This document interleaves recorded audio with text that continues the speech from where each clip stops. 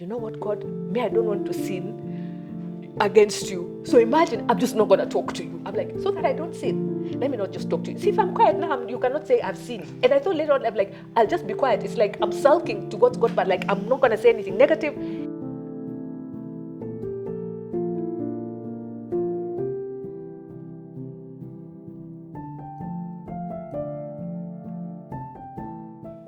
Hi everyone, this is your girl Sushi. Welcome back to Fgg Podcast. This is a podcast where we talk about healing after loss. And I'm very excited. Today is a great day. So today I have a guest on the show and her story mirrors my own. We've gone through similar instances. I don't want to preempt a lot, but I'd really like to, first of all, thank you for subscribing, for watching, for sharing, for commenting. It really builds us up. Thank you, thank you, thank you. And so I would like to allow her to introduce herself, and I'm hoping that her story will encourage someone today. And so, allow me to welcome my dear friend. Please introduce yourself and tell our viewers about who you are, what you do. Let's start from there. Hi, my name is Waki or Wakonyo. First of all, thank you for having me. I'm really, really honored. You have no idea. I'm so honored to be with you and to have met you actually. Right. So Waki is a new retiree. When I spell it differently, I just say that I've changed the wheels on my destiny. So I'm not retiring to stop, but just retiring from the corporate world after 34 years. And now being a coach, a mediator, a governance auditor, a trainer, and really thanking God for this new season in my life. And just ready for what the season brings before me. Wow. I am so happy that you are here. Waki she's a strong girl. Guys, wait until you hear her story. And like you know, here it's a safe space. We cry, we laugh, we speak our truth. We express ourselves as the Spirit leads us. So, Waki, I just wanted to, I know a bit of your story, but for our viewers' sake, I'd like to take you back on that day when you received that phone call. Where were you? How was your day like? Tell us about the experience of that day when you received the phone call. What transpired after that? The 7th of March 2025 will forever be etched in my memory like a day that happened, but I don't know if, you know how you feel like a day happened, but you're not sure it actually happened? Right. And, I got up as usual, and my children and I, when I went into retirement last year, 2024, we had a joke that I said to my children, now you must all empty nest, you must leave the house. So everyone went to their room, and I was left with my space, and everybody had their things in their different houses. But my children and I are always in touch with each other every single day. Mm-hmm. So my son had a stomach upset for about 3 days, and so he was treating a stomach upset. And on this morning, he said, oh yeah, I've taken medication, so I'm going to be better. So I was going to the gym, then I come back, and of course, in one day, we'll probably talk twice. Mm-hmm. So it was really a normal day. When I came back from the gym, later on in the day, I tried to call him. He didn't pick. His sister was trying to call. He didn't pick. And he had said the medication he was taking for his stomach upset was making him drowsy. So we thought he was asleep. Mm-hmm. By about 8 p.m., 9 p.m., his phone went off, and his phone never goes off. And you know how you feel in your spirit that it was like there was a lull, like nothing is happening. But I thought, okay. So at that point, his dad decided to go. His friends went to his house. They were knocking on his door. He wasn't opening, but they could tell if he was there. Mm-hmm.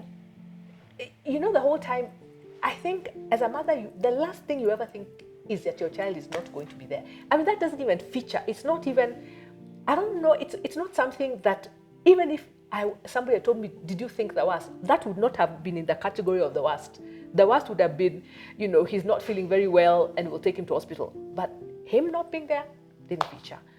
So by later in the evening, when they had to break his door, everyone was managing me on phone and saying, we're calling you back as soon as they're able to get into his house to establish whether he's actually there or he's in the studio or he's somewhere, his friends didn't know because he lives alone.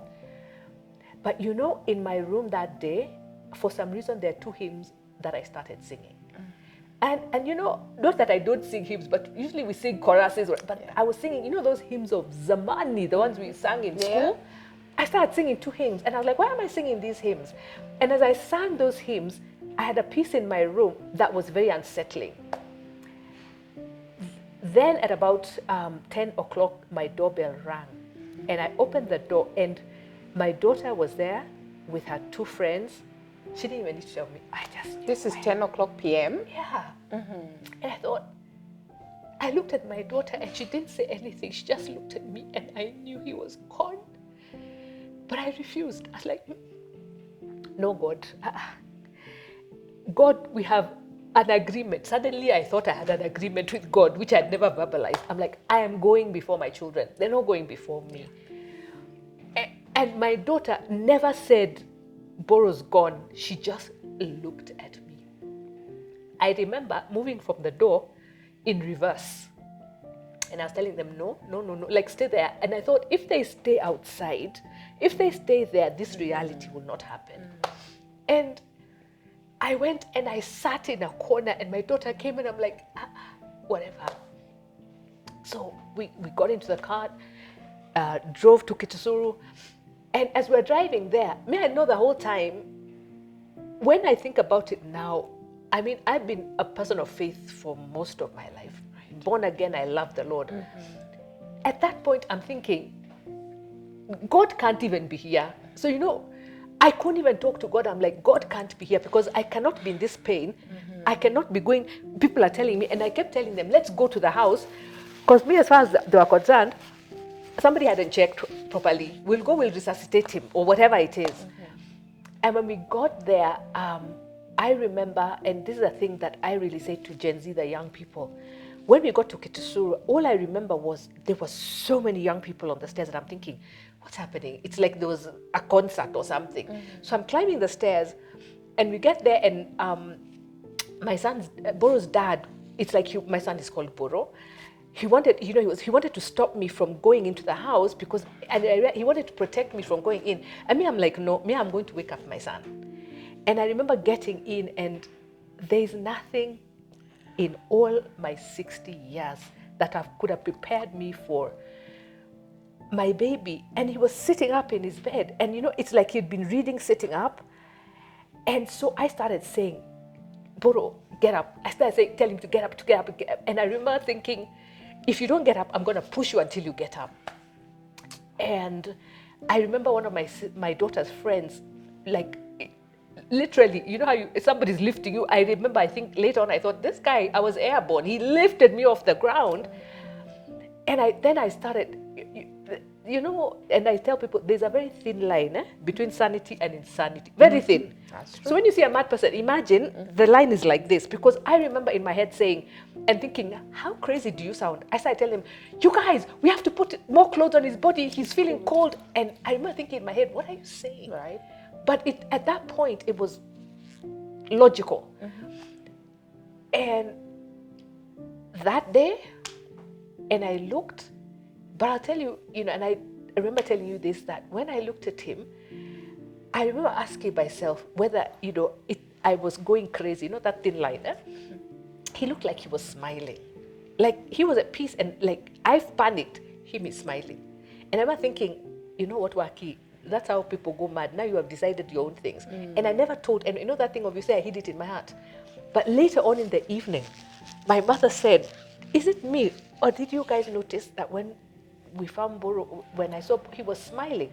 And I said, wow, okay, he was smiling. Yeah. And that was how Boro went to glory.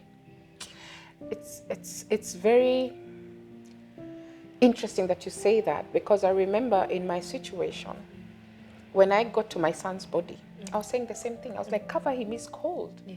My son is cold, come on, cover him. I mean, it's the first thing that comes to your mind as a mom, I need to protect my own. And maybe you can talk to us the following moments after that. What happened? Did you involve the police, or how did it go? Like from there to taking the body to the morgue, how was that for you in that moment? What was going on through your mind? You know what's amazing is that I've been a lawyer for 30 years, 34 years, 3 decades. But when all the law that you know, in a situation that you're in, you can forget stuff. So people are saying, we have to wait for the police. And in your head, you want police? If you pass away in your house, police have to come. And then, of course, now you call the mortuary. But all those things that people were saying that we needed to do, I'm like, what are you guys saying? Let me just take Boro home. And then we forget. It's like I wanted to put a stop button, I rewind, and then I play my own script because this script was not working. So I remember, I found myself sitting on the corridor, and my friends were around me, and then we're waiting for the police. And I remember how one police came and he made the mistake of saying near me, okay, now what we'll do with the body? I lost it. I was like, I was so mad. I was like, what? What do you mean the body? It's Boro. The police. And I thank God for that man, because obviously that man, he's a very good policeman. I wish I could find him. He quickly backtracked, like, okay, we're not referring to him as the body anymore. Because I was like, how am I speaking to my child in the morning and calling him Boro? And then now we're calling him my body? Yeah. What? And then they came, and then, it was as though everyone was now, now that I think about it, everyone was managing where I was, And his dad's uncle is a doctor. So Dr. Andrew Ekonyo had come, who is like now, his Boro's actually uncle. And I've known Dr. Bora from when he was really young. And till today, I always tell him, you're my greatest friend for life. Because he kept coming to me and talking to me like a child. He'd come to me and tell me, now the police are finished. The people from Lee are coming. They're going to take him away. And I'm like, but Boro's feeling cold. I don't remember when I grabbed some of Boro's clothes, but for the next 2 days, I was holding like a hoodie and a t-shirt. I get up in the morning, I shower, I get the hoodie. When people come, I'm still holding it. I don't even remember starting to hold it. Yeah. And I kept telling them, like you're saying, he's cold, you have to dress him. So Uncle Bora came, he'd tell me, we've dressed him, we're taking him. Then I remember the guys of Lee coming, and I'm thinking, they came with a metal box. I mean, everything was just so bizarre. There are things that you possibly never see in life. Yes. You go for a funeral, you see people in a casket, you don't know the process of another metal chuma box that they bring. And I remember when they were removing him, now when you think in retrospect, people are protecting you, because suddenly when the Lee people were moving, all my friends were standing above me like they're hugging me. They were making a shield so that I don't watch. Wow. And then we went to Lee, and and I felt like we were starting a journey of, the way I described it one time was, it was like a free fall, like I'm falling, and there's no end to this falling. And then it's like I'm floating, and I'm seeing people coming to hug me, and some say, I'm sorry, and I'm like, why are you sorry? What's going on, And I would remember, but what I do remember is the love of Boro's friends. There was so many. By about 3 a.m., you couldn't see the stairs and the floor. It was full of young people. It was like there was a rally going on, right. And his friends would just come, and they would cry holding me, and they would hold me. At some point, I remember I had all his friends lying all over me, because everyone was just broken. And then, we went to Lee, and I think when we got to Lee is when I started thinking, this is really happening. And I'm thinking, God, remind me again, why am I? Yeah. In that moment, did you wrestle with God? Because I remember I had 1,000 questions to ask God, and of course I was getting no answer, but in that instant, did you ask him, God, why? For a moment, not for a moment, for a while, I felt, and I say this so carefully, I felt like God had betrayed me. Like, God, surely. on account of the prayers, on account of when, like when my kids were little, I'd read for them Deuteronomy 28 every single night. And before they could even read, and I'd say, you're head and not the tail. So one time we came from somewhere and it was really late and I didn't read it to them. And so I was walking out of the room and Boro says, Mom! And I thought they'd fallen asleep. He's half asleep. He's like, Mom! And he's sleeping. I said, yes. He said, you didn't tell us you're the head and not the tail. You're the first and not last. Your basket will never be empty. And I said, oh my gosh, the word was hidden in his heart. Wow. And so I said, Lord, there's nothing I didn't do right. So now surely, God, if there's nothing I did, okay, of course there's a lot I didn't do right, but I did my best. Yeah. And then I remember feeling silent, like, you know what, God, me, I don't want to sin against you. So imagine, I'm just not going to talk to you. I'm like, so that I don't sin. Let me not just talk to you. See, if I'm quiet now, you cannot say I've sinned. And I thought later on, I'm like, I'll just be quiet. It's like I'm sulking to God, but like, I'm not going to say anything negative. Then it was 2 nights. The third night after that, I woke up startled at night. Well, I was going in and out of sleep. I heard myself audibly saying, you know what, God? One of 2 things is going to happen. Just one of 2 things, and I'm saying it audibly. One of 2 things is going to happen. Either I trust you completely, or I lose you completely. I said, God, there's no in between. It's either I lose you completely or I trust you completely. And I heard myself saying, I choose to trust you. Amen. And you know how you feel something breaking in the atmosphere? It was like, in fact, I was so shocked. It was like something that just completely broke. Amen. And I remember at that moment thinking, you know what, God, I don't even know what trusting you means. Because I'm so broke, I don't know what trusting you, but that's what I choose. And I remember telling God, I am now giving you that onus of helping me, because me, I am completely helpless. Okay. Completely. But that's what I choose. Wow. You're such a strong girl. I mean, trust me, I'm not strong. I listen to your story, I resonate with what you're saying. And like in my situation, and I don't really want to make this about myself, but I just want to connect to her because our stories are very alike. Very alike. How was it like for you when it came to now, let's plan for my son's send-off? Yeah. How was that process for you? Because for me, it was very numbing. I feel like I had an out-of-body experience the whole time. Yeah. But I'll tell you the gift of community. The people who surrounded me, I remember people coming to my house and there would be food and I'm like, hey, I live alone these days. I'm sure I didn't have that food in my house. Right. But there was just so much happening. And then Boro's friends would say things about Boro and I'm like, that's the guy I raised, you know. And the whole time I remember thinking, I want to listen to us celebrate him. But the whole time when we're celebrating him, it wasn't like we're not going to see him again. There was low-key, I kept thinking, we're going to see him again. We'll celebrate him, we'll even have a funeral, and then after 6 months, God will say, it's been real, he's back. It never was final. It never was final that I'm not going to see him again. Right. But going through the process of planning, I'm so grateful to Nairobi Chapel, to Boro's friends, to my friends, and to the group. You know, there's a mentorship program I started when I was 40. And so you can imagine those people now are in careers and jobs. And that community came together and did so much for the send-off. I remember thinking, we are created for community. Yes, we can never be alone. Yes, we are. I just used to be asked, do you want this to be done? Do you want this to be done? Do you need this? I used to say yes, no, and I never knew how it was going to be. Mm-hmm. I'm part of Tuatukuza Trust, which has a worship experience every October. Mm-hmm. I remember the funeral, seeing the Twa people leading worship, and I was like, I don't even know who called them, how they got here. I don't know. It's just that community comes through for you.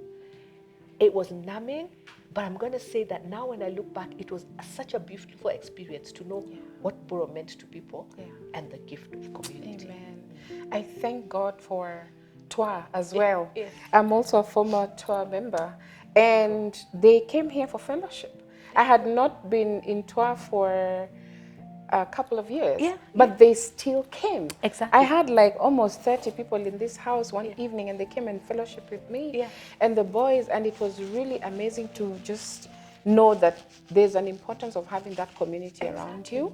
While we are still talking about having people around you, how was your family? How did you You know, how did your family come through for you in that instant? Because I know it's also important to have family around you. So they are friends, because you definitely had so many friends around you. But let's talk about your family, your daughter, you know, Mboro's dad. How was it even for them during that period? Like you say, I'm so grateful for family because, you know, one of the things that, you know, we grew up together, you know. And one of the things I know that Boro was so significant, like in my parents' lives. My dad turned 90 in December last year. He has dementia, so he stopped remembering me during COVID. So he doesn't remember us, but he was very close with my kids. And I remember one of the things that I kept thinking was, how do I tell Dad that Boro is in heaven? And, you know, the reason my dad gave his life to the Lord was because of Boro. Because Boro was one of the first grandchildren to go for BSF when he was a child. Oh, wow. And then he would come and he'd recite verses and he'd tell my dad, Huka, you don't know about Ashak, Ishak, and Agegnigo. He couldn't even say their names. And my dad would be like, what? And my dad would be so jazzed that this young child knows so many things in the Bible. Yeah. So one time, you know, Boro came from BSF and he told my dad, Huka, you know, I got saved in BSF. And my dad asked him, what does that mean? And he says, Jesus is in my heart. And my dad was like, I can't deal with this, you know. The next week, we went for dinner. It was a Wednesday. I even remember it was a Wednesday. He called us all for a family meeting and said, Boro, you told me last week that you got saved. I also asked Jesus into my heart. And I remember that was Boro's legacy already starting when he was a child. Wow. So now telling my dad that this young man who used to take you for the All Saints early service in his little car, in his dreadlocks and dropping Huka in church, is no longer. My mom has been there since my babies have been born. They stood with me. My sister is here, stood me. So that thing of family standing with you, it's so important. And then his dad's family, they were so, you know, they were so around us. You knew that you had a family. And that's what really, really, really mattered at that time. Thank God for family. Yeah. Like I also know if we didn't have family around us, we would have crumbled. Absolutely.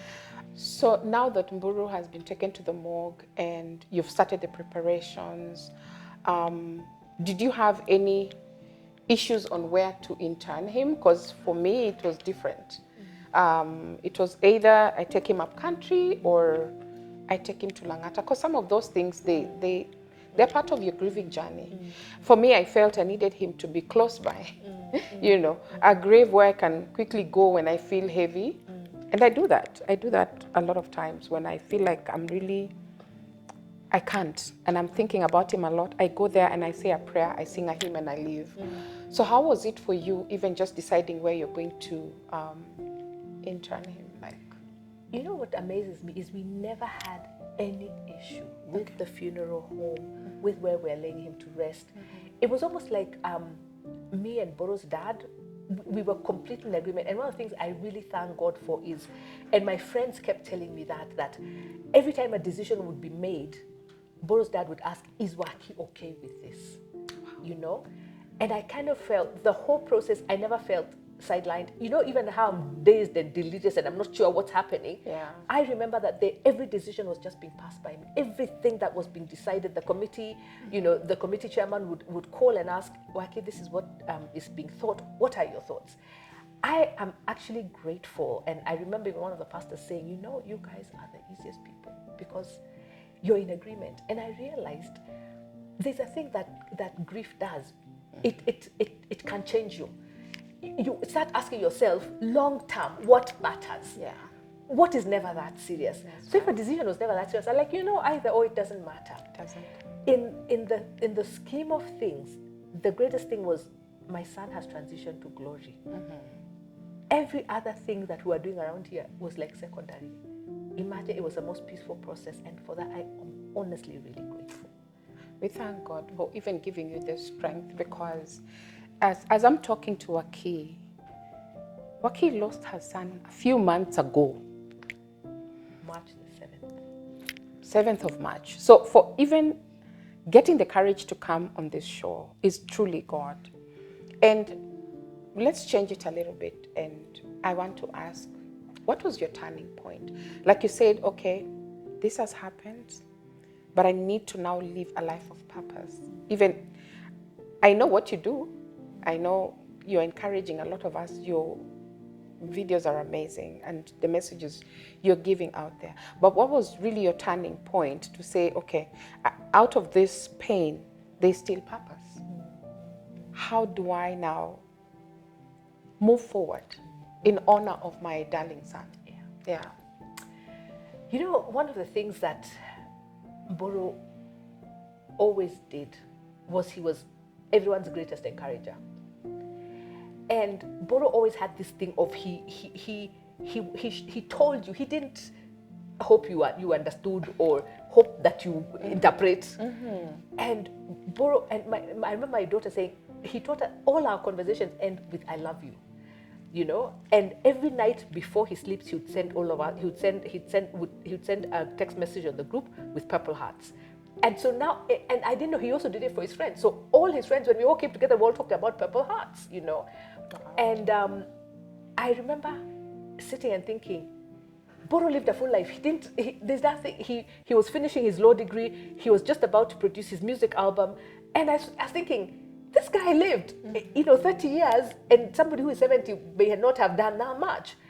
I remember thinking that there is, I think, what would have Boro expected me out of this? And I remember at the funeral service saying that Boro always used to tell me, Mom, life has shown you some stuff, but you never stayed down. He always told me that, Mom, life has, you've gone through things and you never stay down.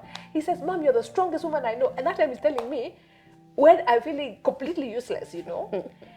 And if I was in a bad space, because I've gone through some really dark seasons, and if I was in a dark season, Boro, it's like his mission in life was to get me out of that season. Like, Mom, you can't stay here. Mom, you're bigger than this. You're stronger than this. He was that encourager to everyone. And I remember I would sit and think, Boro's not here, but I always sensed in my spirit what he would be saying, what he would have expected of me. And I remember the first time I was going out to do a training several months after he had transitioned. And before I went in to do the training, I was sitting in the car and I had a moment. I was like, wow, what am I going to do? And I remember thinking, my son is dead. And here I am going to train a group of people who have no idea of what my journey is and da-da-da-da. And I remember stopping myself and saying, Boro would have wanted me to get in there and give it my best. Yes. That's what Boro would have wanted. Yeah. And that day, I remember shooting a clip in my car and saying, I'm about to go into train. I know I have to show up. And I remember saying, I don't know what showing up means.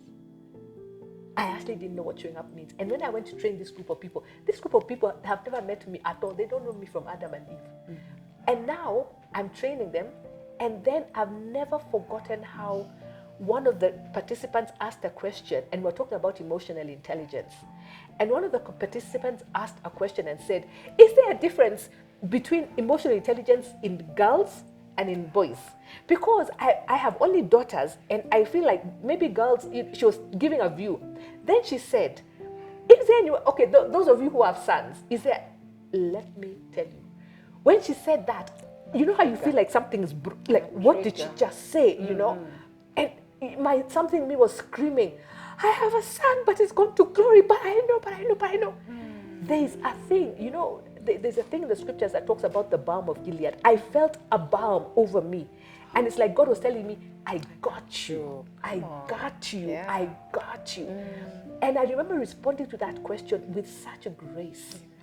And I finished the training, got into my house, closed the door, and I wailed, And God began to show me that showing up means you're going to go out there and do what it is you need to do. And then, you see, I remember and people will, I'm saying this carefully, as you're on this journey, people will watch a clip that I've done, and then they'll tell me, Waki, it's so good to see you're healed. And I'm thinking, okay. You have no idea. Okay. How do I respond to this? Because, and I remember one day I shot another clip, and my daughter, who knows me really well, called me and said, Mom, that clip you just uploaded, I know you burst into tears immediately after that. She could tell, And so my turning point I think it's not been a turning point. It's a turning, and I'm still turning. And sometimes I don't know which way I'm turning. I turn, take a corner, turn, take a corner. But I do know that my turning point was that point where I told God, I choose to trust you. Amen. And when I did, I now know what that trusting looks like in the different days and the different moments. Oof, that's heavy.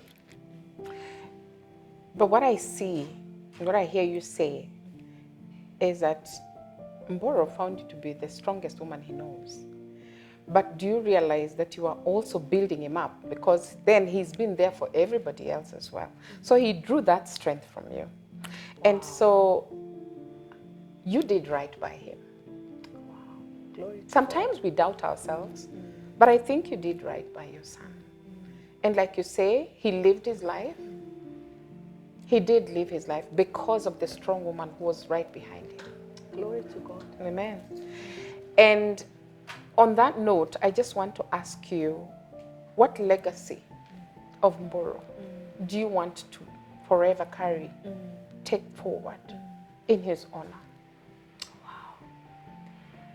You know, that's such an amazing question, because that's actually something that I was talking about with somebody yesterday. Okay. Amen. That I keep saying, and I know that Boro's life meant so much.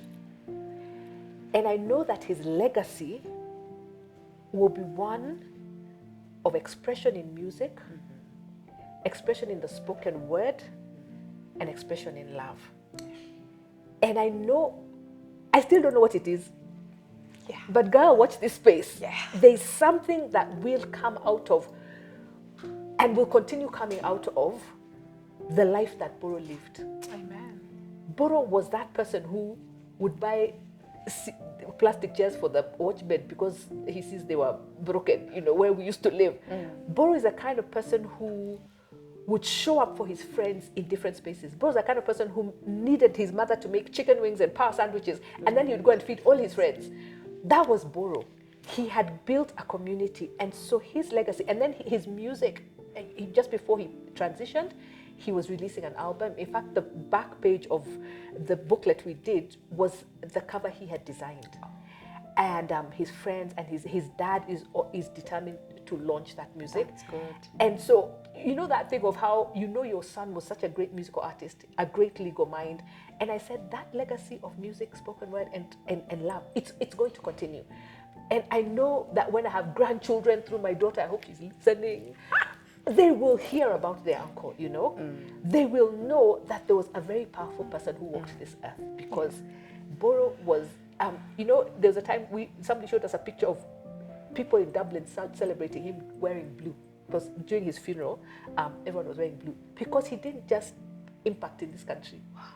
And I said, this guy, his legacy won't be forgotten. And we're going to talk about it. We're going to think about it. The kind of people who came to speak about Boro, you know. There's one day, a place he used to go and do his music. It's called The Alchemist. There's one day they just honored him, and everything was on the house to honor him. And you know, when the people come and tell you, we're honoring him because of this and this. I'll tell you quickly how he used to, like, these lemonade juices. Yes. And I always used to buy them for him. They're always in my house. And one time I posted about the lemonade juices, and somebody called me who does the marketing for the company that does that lemonade juice. And the directors wanted to appreciate the fact that I allowed them to be part of their story even as I grieve. And I said, see now, Boro, even people who manufacture lemonade are looking for me, right? You know? So I said, it's not going to end. It's not. And for as long as I live, Yeah. and I know his father, his sister, the same thing, and his friends, it's going to be a story that we're going to keep telling. I'm so proud of you. I mean, keep doing it for him. Their legacy has to live on. Our children were here for a reason, for a purpose. And I know that even though God took them before us, there is something that we still need to do in honor of them, for the glory of God. What was it like after, you know, everything is settled? Well, for others, it never settles for us. But when all had like settled, what was life after like for you, in terms of, did you change your house? Did you move? Did you change his closet? Okay, like for me, I think I need to just work on that. I've never even touched. His clothes are still the same way they were in that closet to date. What was it like for you? You know, how people say that after you lose a loved one, everyone's life goes on. It does. I will tell you that was such a scary season for me. It was so scary because I was watching people's lives going on, and I want to scream and say, how can you go on? Boro's gone. And then I read somewhere that people's lives hadn't stopped. It's yours that had stopped. Right. And it's supposed to be that way, because if everyone's life stopped when I lost a loved one, the world would stop. The world is supposed to continue. So people surround you and they love you, but they have to keep going on with their lives. And I began to realize that I am the one who has lost a son. And people will love me completely to bits, but there's so much that they can do for me. They must continue with their tempo. And then the next question for me was, then how do I show up? When do I start going to the shops? When do I start? You know, the first time I was leaving my house, I was so scared. I was like, everyone knows that my son has died, and people are moving on with their lives. I'm in the shop, and I'm thinking, they all know. They're looking at me and saying, that's the lady whose son has died.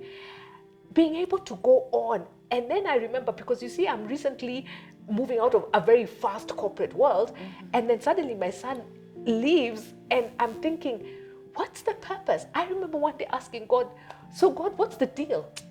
What's the deal? What's the deal? In fact, I remember exactly.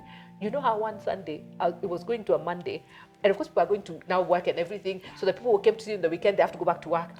I remember asking God, okay, God, help me to understand what you need of me this week. Because see, I'm not even doing any trains or anything. I'm healing. I'm like, what do you need of me this week? Tell me so that I know. Because honestly, I don't know how to get out of bed and open the curtains. And then God put in my spirit, I only need you to get out of bed and open the curtains. I just need you to speak to me and then open the curtains. Okay, I've opened the curtains, you know. And it would be so, and I start wondering, okay, so what do I do? There are certain things which even now I'm still struggling to cook. It's very hard for me to make chicken wings, because that was Boro's. Right. And I'm like, if I make chicken wings and he's not here to eat them, remind me again that equation. And then I say, no, I need to make them so that he knows that mommy went on, you know. And then I started to think that there has to be something that comes out of this, you know. Some of the things that my son, he was a very expressive person. So he would tell me, you know, Mom, when I come to your house, he would come like on Wednesdays and Sundays. He'd come, Mom, when I come to your house, when I leave, the whole day I'm smelling of you. Because hugging my mother means you'll smell her perfume the whole day. And he'd have that joke. He says, till evening I can still smell you. And I remember getting up and, you know, you're going to take a shower and you're going to put on perfume, you know, because Boro would have you do this. You're going to, you know, Boro's the kind of person who would say, oh, Mom, you're looking fly, your nails. Boro can compliment you, and from here until I don't know where. Let me tell you, by the time you leave the house, you feel like, in fact, you can go on a hike. He actually used to call me Queen Mother. And so, like, my mom, he would like, Mom, look at you. And I remember thinking, if God gives Boro in glory glimpses of me, what would Boro want me to look like? You know? And then I started thinking about his life. He lived a full life completely. And I remember thinking, and now when I talk to people, young people, when I talk to people my age, I talk to people with an urgency of, you guys, we have a set time here on earth to do what God expects us to do. Because imagine the reality of death hit me the hardest when I lost Boro. That there's a set time and a season. And every day I wake up, and this day, from that time, every day I wake up and I tell God, let me be on your agenda for me today. Let me be in your will and not in your way. Because Waki can be in God's way completely. God is telling me here and Waki is here. And I tell God, I don't want to miss it. Because Boro finished his work. And then you know how people say, people tell me, your son is watching over you. He's with you all the decisions. Until one day, God put in my spirit, Boro's not watching over you. He finished his work. He's resting. And I said, Lord, I want Boro to rest. I don't want to romanticize and say, Boro now is going ahead so that he can help me in that meeting. He finished his work, and look at how well he did it. Oh, wow. Look at the legacy and the impact he had. And I say, Lord, let that be a lesson to me as I am 60. That there's a set time, and that by the time God calls me home, they will say like, Boro, a young man in 30 years did more than people in 70. And now when I talk to people, even when I'm training and coaching, it's with an urgency of you really have to show up. Right. It's for a set time. And the time is going to come when it will be over. Will you have finished? Wow. That has been such a push for me. And I keep saying, if Boro's transition has taught me, it has taught me, Waki, do what you're supposed to do in the time you have. Wow. Yeah. Excellent. One more question that is ringing in my mind as you've just shared that. And I know you started your social media way before. But how has it been, you telling your story now? How is it impacting your life? How is it helping you to heal and help others to heal? I really strongly believe, when I started doing the clips on This Is How I Grieve, I didn't know how many people out there were grieving. Yeah. And how much love people have. There's even a gentleman on social media who sent me a DM and said, I have a book for you, where can it be picked? Somebody went and picked it. I didn't even meet the person. A fantastic book to read. My journey on social media, and it started by default. I mean, it just started almost by default. Yeah. Just recognizing that when I tell my story, it's healing for me and for many who read. And I started the clips by saying, if grief triggers you, please just scroll past. So if it's something, don't read it. But I remember thinking that people would get back to me and tell me, one particular person from a different country said to me, I'm so grateful that you're posting what you post, because she had lost her daughter, I think it was 9 years ago, and she had been stuck. And she said, listening to you, I'm learning to unstuck. And I said, you know what, God? If my grief is going to impact somebody else, so be it. Yes. And I realized that and everybody is different. Somebody may be thinking, you don't think it's too soon to be on social media? That's how I heal. Yeah. And that's why I said, this is how I grieve. And that's why it's entitled, This Is How I Grieve, because everyone will grieve differently. Yeah. And we must respect how everyone grieves. That's true. I knew that if I was silent, I know myself, I can take myself into a very dark hole if I am silent. If I isolate, I can be in a dark hole. You'll be looking for me. You'll be like, the last time we saw Waki, and she's in a dark hole. I have been in a dark hole before, and I knew that I had to be intentional about not going to that hole. That's true. And I remember telling somebody, and another thing I did was therapy. Therapy, let me tell you, therapy. I remember telling the therapist that I know that for the first 4 months, it was a fight for my life. Every day it was like a fight for my life.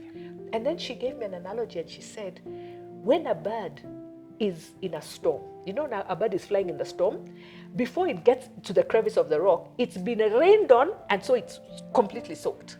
She told me, you're that bird that is soaked, and you're in the crevice of the rock, and the bird stays in the crevice of the rock until the bird dries.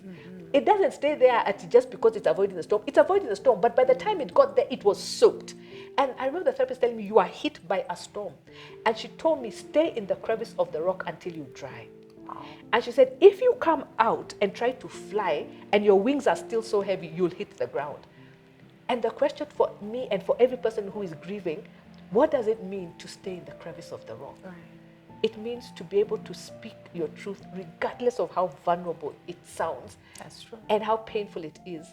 It means to be able to say, when people would call me and ask me, are you home, we want to come? And I was able to say, it's not a good time, because I didn't have, the second, third month, I don't have the capacity to sit and host a guest. Or somebody would say, we want to take you, it's not a good time. I just want to stay at home. And I was able to tell people, I can't do this, and not have to explain it. And that for me was what healing was going to look like in that time. Yeah. As we wind up, I just wanted to ask you, for that mother who's still grieving, who's crying, who's in pain and they don't know what to do, they don't know where to start, they don't know how to maneuver, what would you tell them? If you can just address our... Wow. For any, first of all, I want to appreciate all the people on social media who have reached out to me when I started doing the thing called This Is How I Grieve. To all of you moms who reached out, even those of you who are in different countries, your messages really touched and resonated with my spirit, because you let me know that there's a community out there of moms and dads and sisters who are grieving people they love.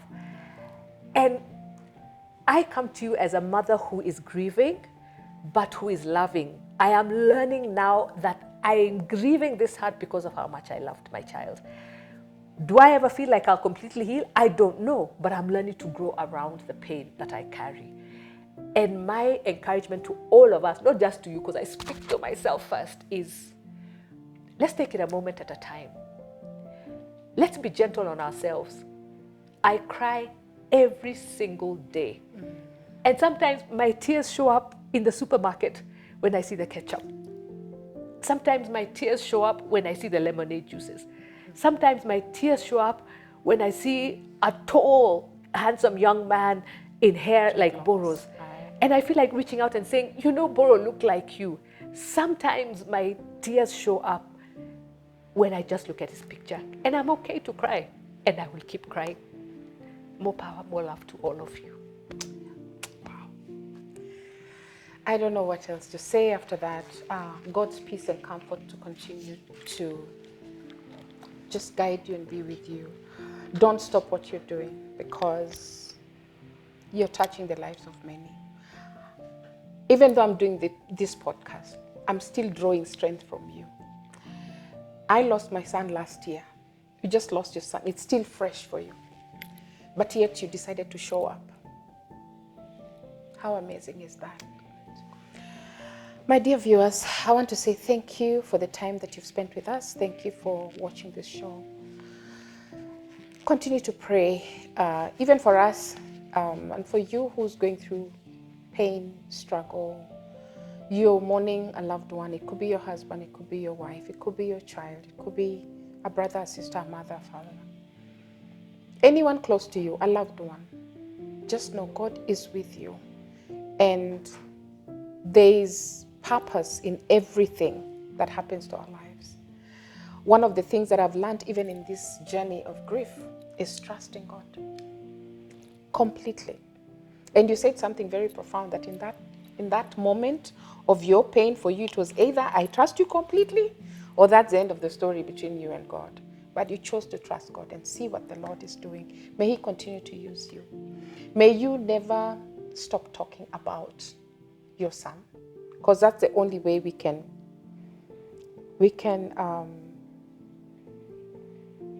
live with that understanding that we have done our best as mothers. And I hope that this has inspired you, this has encouraged you. May the grace of God continue to guide each and every one of you. Please remember to like, to share, to subscribe, to comment. And as I always say, there's still purpose in your pain. Walk gently, carried by grace. God bless you. Thank you.